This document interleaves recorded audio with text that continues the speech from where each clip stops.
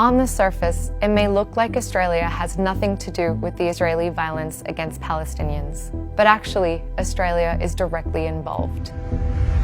Israeli violence against the Palestinian population is nothing new. This has been ongoing for over 70 years. On May 15, 1948, over 700,000 Palestinians were exiled from their homelands in Palestine. There's a new Jewish state is born in the tense atmosphere of civil war. Nakba, or the Day of Catastrophe, is something that we commemorate every single year on that date. Palestinians for generations have been commemorating Nakba because it is not a one-off event, it is ongoing. And it is reminiscent of Invasion Day, which we commemorate here on stolen land every year on January 26th. Even though Palestinians have been fighting for their freedom for generations, we've also been waiting for the world to catch up. Now we are seeing a seismic shift in attention, in interest, and that's because of what is happening in Sheikh Jarrah. A neighborhood called Sheikh Jarrah. Sheikh Jarrah makes up just a tiny... in Jerusalem, Sheikh Jarrah neighborhood. Sheikh Jarrah is a neighborhood in occupied East Jerusalem, and what occupied means is that under international law, these territories actually belong to Palestine. They are Palestinian. In these homes, these families, grandparents, parents, siblings have lived in these homes for generations, and what is happening right now is that they are being violently dispossessed from their homes, forcibly removed. It is ethnic cleansing to make way for an Israeli Jewish settler population. Ultimately, they want to erase the Palestinian presence from Jerusalem and from all over Palestine. These families have been protesting their removal from their homes, and Israeli Jewish settlers and the state have responded with violence. The attacks in Gaza are continuing at full force. At least 215 people have been wounded in the latest outbreak of violence in and around the Al-Aqsa Mosque compound. As Israel launched its attacks on people praying inside Al-Aqsa Mosque, what we saw is police brutality and violence, and Palestinians carrying bodies, including that of their children, outside of the mosques using prayer mats as stretchers during what was supposed to be one of the holiest months. This is a praying place, not for fight. So you're probably thinking, what does any of this have to do with Australia? Well, it's actually pretty simple. Australia is directly complicit.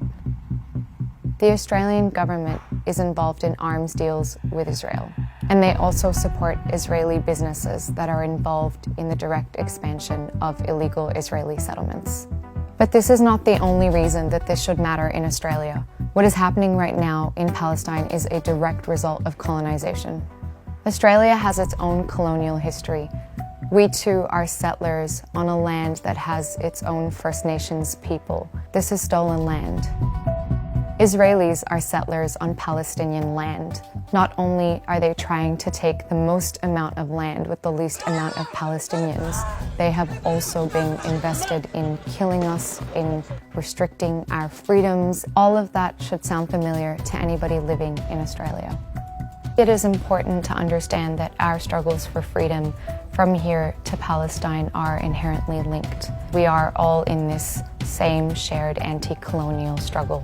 That's reflected in the global Black Lives Matter movement, as well as the struggle here for Indigenous justice and First Nations justice. Drawing on these parallels and understanding that this is a shared fight allows us to grasp the extent of what is happening in Palestine and understand that this is an Israeli settler colonial regime perpetuated against the Indigenous population. We've been resisting for a very long time, but the recent Palestinian activism that we've seen in Sheikh Jarrah has sparked global support for Palestinians. There has been a worldwide movement. Palestinians have organized protests in pretty much every major city around the world. Even in Australia, we saw banner drops happen around the country in response to the general strike, which was the global call to action issued by the residents of Sheikh Jarrah. And social media has had a huge role to play in this. It has functioned as the modern-day public square. In the face of military tanks and army boots, Palestinians are fighting back with literally the only weapon that they have, their phone. You are stealing my house! And if I don't steal steal it, someone else is going to steal it. No one. The people of Palestine have given us a front row seat through their phones, and that has captured the world's attention, from artists and authors to celebrities, movie stars and singers. But beyond social media, you have an important role to play. Here's what you can do to support Palestine. Write to your MPs, lobby them, tweet at them, let them know we are watching them, that they cannot just pay lip service or give you tokenistic responses, but hold them to account. Speak up for Palestine. Educate yourself. Have the difficult conversations in classrooms and around the dinner table. This is a long-term struggle, and we need you to do the heavy lifting with us. Now we need free peoples everywhere to stand with Palestinians in our struggle for freedom.